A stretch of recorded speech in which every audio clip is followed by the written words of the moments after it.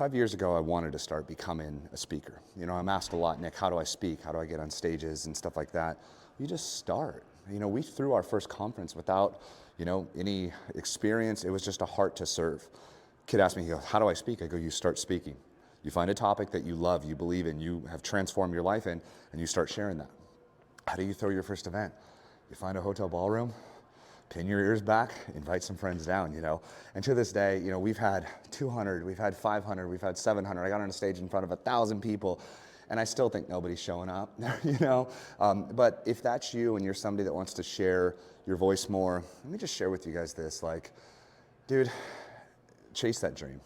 Put it in your heart and go after it, because it's a Saturday morning. I just had a cup of coffee and I'm down here walking our event venue, and it's still mind-boggling to me. And so I just wanted to make sure you know that somebody out there believes in you, has walked that same walk, and is out here living with it. And if there's anything I can do to help you on that journey, please reach out. I've just found writing a book and my podcast got me here. And I found by rolling the dice and trying to throw an event with this heart to serve and contribute, I know you know something that can make an impact in this world. I know you have something that has transformed your life. Maybe you've lost weight for yourself, or maybe you built a business, or maybe you did something in your relationships, or maybe you did something in the spiritual side of things.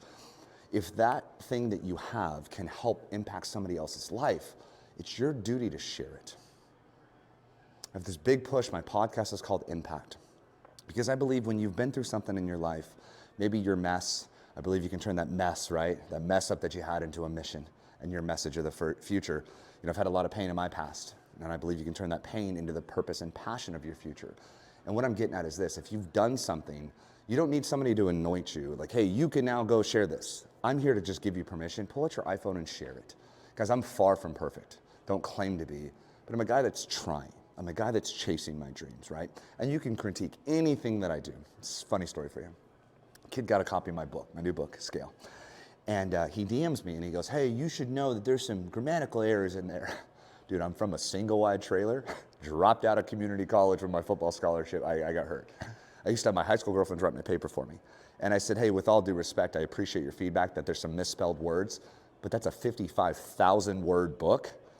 It's like 20 chapters. And yeah, I'm not perfect, I'm human. And I said, out of kindness, have you written a book? And the guy goes, no. I said, exactly my point. When you have written a book and you have 190 pages and 55,000 words, you'll find a couple spelling errors. We're all human. Same with your podcast, same with your content, same with this video. It's not perfect. Same with throwing an event. It's not perfect. There's always something. And what I'm getting to you is, you don't have to be perfect to start. You don't need somebody to be like, hey, now you can start. You can start today by sharing your message. Because I know this: if you've been through a journey yourself, or made a transformation yourself, or you've done something in your life, somebody out there just like you is struggling with it. So why am I making this video? Because a couple of you that I know personally that follow my stuff and listen to my show have asked me, brother, what was it like on the early days of starting a podcast? What was it like on the early days of writing a book? And what was it like on the early days of starting your speaking journey? It's this. It's you on a Saturday morning alone, walking a venue. Then I'm out here, I'll record some promo videos, envisioning this. I'm a huge laws of attractions guy.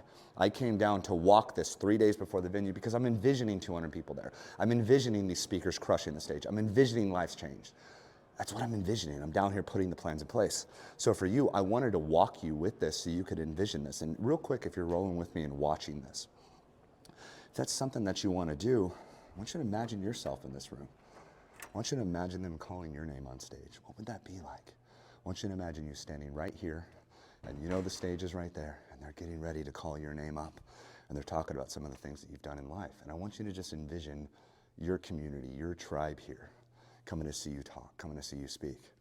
Because guys, my big first speech wasn't on anybody's stage. I decided to throw an event. I put the money up, I rented the hotel ballroom, and I invited some people down to come hear me talk, because I knew something that I had would help their life. Marketing strategies, life strategies, my 30-day challenge, all the above. But I want you to start putting yourself in that frame if that's something that you want to do. Same applies to anything, right? Want to get more fit, go to the gym, Want to be more spiritual, go to church, you name it, right? And I hope that this just maybe inspired you a little bit. Just wanted to just share with you, it's okay to start. It's okay to try. It's okay to swing the bat. And I want you to dial into that big-ass dream that you have. Because, guys, this barely started for me 5 years ago, man. Started recording my Instagram stuff, started my podcast. my book's only 6 months old. It's crazy what happens when you kind of put that vision in place to serve and give and go chase it. Is it going to be scary? Yeah. My favorite quote that I've learned ever is from Sean Whalen. He's played a huge role in my life. I got a chance to meet him, got a chance to be on stage with him, which was pretty cool too. And he said, jump and learn to build wings on the way down. Jump and learn to build wings on the way down. Guys, I've thrown 16 events in like 12 months. I'm still not perfect. I'm still learning. I'm still out here growing and studying and grinding, Get to meet with the best speaker I've ever met, somebody I idol, Ed Milet. And I got to share the stage with him. He was our keynote in January, and I got to meet my hero.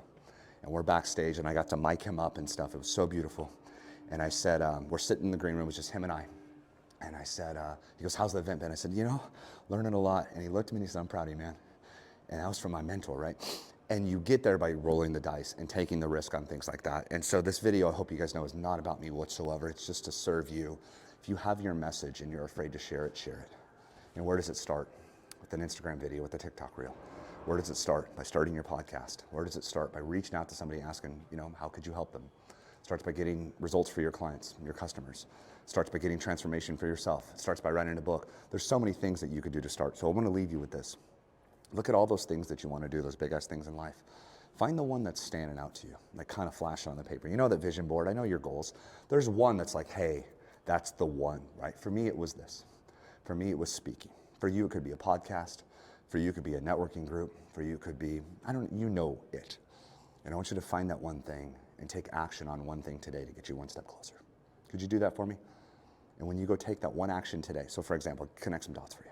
Let's say you're like, Nick, I want to throw a conference. Cool. We'll find a local hotel. How did we end up here?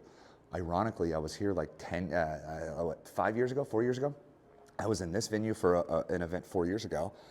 And when we got the idea to throw an event, I was like, hey, that was a really cool place. I was here at a happy hour. And I was like, oh, that was a really cool event. And then all I did was I called them, one small step. I called her and I said, hey, what would it be like to throw an event? And she's like, oh, well, here's the price. It's $5,000 or $10,000 or whatever. I was like, okay, got it, right? Can I walk it with you? And I want you to take one small step. Maybe that's writing a book. Reach out to a publisher. I have a publisher. Reach out to me. I'll give you a publisher. Want to start a podcast? Go get Spotify for podcasters. I'll teach you how to do that.